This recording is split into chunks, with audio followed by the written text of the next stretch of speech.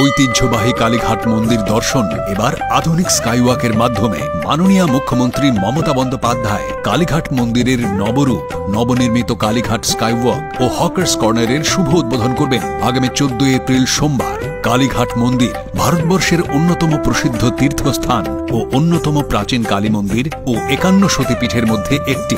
মাহাত্ম্যের পাশাপাশি এর ঐতিহাসিক গুরুত্ব রয়েছে যথেষ্ট। নান্দনিক শিল্পকলায় নতুন করে সাজানো হয়েছে এই মন্দির। আদি গঙ্গার তীরে অবস্থিত বাংলার ঐতিহ্যবাহী এই কালীক্ষেত্র দর্শন করতে আসেন দেশ বিদেশের পুণ্যার্থীরা। মেট্রো ও মেইন রোড থেকে যাতে সরাসরি সহজেই মন্দিরে পৌঁছানো যায়, তাই এই আধুনিক স্কাইওয়াকের ব্যবস্থা।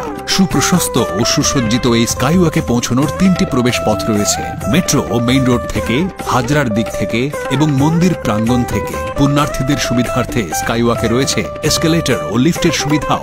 কলকাতা পৌর সংস্থা, পশ্চিমবঙ্গ সরকার।